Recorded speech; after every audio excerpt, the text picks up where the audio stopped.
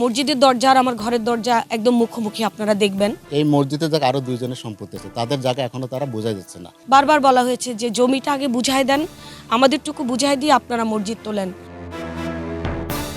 পাবনার ফরিদপুর উপজেলার দিঘুলিয়া গ্রাম, বড়াল নদীর কোলে ঘেঁষে ওঠা এই সুদৃশ্য মসজিদটি এখন আলোচনার কেন্দ্র। 3টা বছর তাদের পায়ে পায়ে ঘুরতেছি, ভাইরে মসজিদ করবা, সম্পত্তিটা বুঝাই দাও।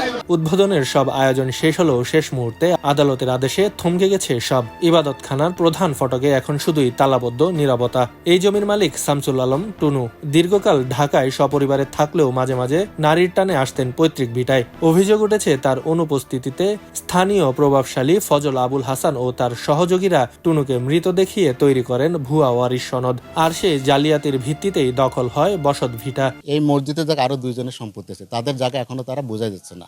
আজ বোঝা দিয়ে কাল বোঝা তাকে করতেছে না। এখন এটা কেন করবে না? গত 2 বছর এটা করতেছে, তাদেরও দাবি আছে। একটা হলো তারা এই দলিল করতে আমার বাবার কেন মৃত্যু দেখানো হয়েছে, 1 নম্বর। 2 নম্বর হলো এই মসজিদের মধ্যে আরো দুইজনের সম্পত্তি আছে, তাদের সম্পত্তি পরিবর্তে 8টা সম্পত্তি বুঝাই দিতে হবে জায়গার পয়সা, জায়গাটা এখন তারা বুঝাই দিচ্ছে না।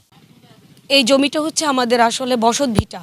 মসজিদের দরজা আর আমার ঘরের দরজা একদম মুখোমুখি, আপনারা দেখবেন।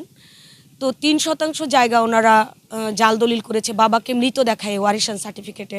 বারবার বলা হয়েছে যে জমিটা আগে বুঝাই দেন, আমাদেরটুকু বুঝাই দিয়ে আপনারা মসজিদ তোলেন। আমার শ্বশুরকে হচ্ছে মৃত দেখায়, ওয়ারিশান সার্টিফিকেটে মৃত দেখালো, দেখায় দলিল করেছে।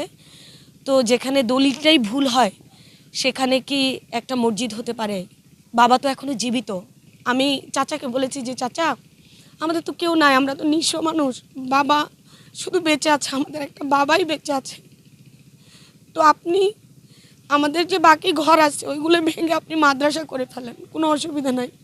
শুধু আমাকে একটা জবাব দেন যে আপনারা কেন বাবাকে মৃত দেখায় দলিল করছেন। আমি বিজ্ঞ আদালতের কাছে এবং আমার সবার কাছে না মানবিক আবেদন যে এটা কি করা যায়। একজন জীবিত মানুষকে মৃত বানিয়ে দেওয়ার মতো জঘন্য কাজ যারা করতে পারে তাদের কাছে কোনো নীতি নৈতিকতা নেই। এভাবে কি মসজিদ করা যায়? শুধুমাত্র শামসুল আলম নন, জালিয়াতির খপ্পরে পড়েছেন প্রতিবেশী আরো অনেকে। জবরদখল করা হয়েছে ইব্রাহিম সিপাহীর 12% এবং নুরুল ইসলামের 3% জায়গা। এই মসজিদটা যে করছে এটা আমাদের জায়গার উপর করার সময় আমাদের বলছিল যে আমরা তোমাদের জায়গা বুঝিয়ে দেব। আজ পর্যন্ত বুঝো দেয় নাই, মসজিদ তো হয়ে গেল। আমার বাবা 2005 ও 2006 সালে দুটি দলিলে এই জমি কিনেছিলেন। মসজিদ নির্মাণের সময় তারা বলেছিল জায়গা বুঝিয়ে দেবে, কিন্তু আজ পর্যন্ত কিছুই পেলাম না। তাই বাধ্য হয়ে আমরা তালা লাগিয়ে দিয়েছি। আরও বেশ কয়েকজন স্থানীয় জনসাধারণ জালিয়াতির অভিযোগ করেন। নিষ্কণ্ঠতা তো হতেই হবে, যে একজন যদি কয় যে না এটা মসজিদ হবে না, তাই তো মসজিদ হতে হবে না, সরিয়ে নেন তাই বলে। মসজিদ তো অন্যায়ভাবে তুলেছে। তবে অভিযুক্ত পক্ষ জালিয়াতির বিষয়টি ভুল বলে মানলেও জবরদখল অস্বীকার করেছে। আল্লাহর ঘর, মানুষ মাত্রই ভুল হয়, টু এর ইজ হিউম্যান। আমাদের যদি ভুল হয়, আমি করজোরে নিবেদন করছি। তার মধ্যে একটা সমস্যা এরা দেখাচ্ছে, ওয়ারিশান একটা সার্টিফিকেট নিয়ে আসা হয়েছে, সেটা নাকি জ্যোতির আব্বা তাকে নাকি মৃত দেখানো হয়েছে। এইটা তারা ইগোতে লাগছে, আমার জীবিত বাবাকে মৃত বলেছেন। এইটা তো আমরা কখনো মেনে নিতে পারি না। ওয়ারিশ সার্টিফিকেটে শামসুল আলম টুনুকে মৃত দেখানোটা আমাদের ভুল হয়েছে, তবে ওনার জমির উপর মসজিদ নির্মাণ করা হয়নি। ভুল হয়েছে, এইটা ভুল হয়েছে, ভুল হয়। তারপরেও একটা আইনগত যে বিষয়, এটা আমরা চ্যালেঞ্জ করছি। 1 ছটাক জমি যদি আমার ফুফাতো ভাই জ্যোতির পিতা জনাব আখমা শামসুল আলমের সম্পত্তির মধ্যে 1 ছটাক জমি যদি এখানে থাকে, আমরা করজোরে নিবেদন করো, আমরা আপনাদের সম্পূর্ণ ছেড়ে দেব। বিষয়টি আদালত পর্যন্ত গড়িয়েছে। পুলিশ বলছে আদালতের রায়েই সবকিছু নির্ভর করছে।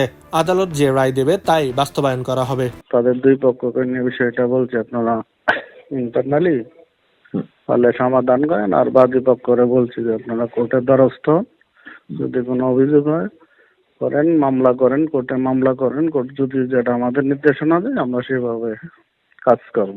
জালিয়াতির জমিতে সেজদা হবে কিনা, কিংবা আসলেই জালিয়াতি হয়েছে কিনা, সেই প্রশ্নে এখন বিভক্ত গ্রামবাসী। ইবাদতখানায় যেন প্রতারণার ছায়া না থাকে, এমনটাই প্রত্যাশা।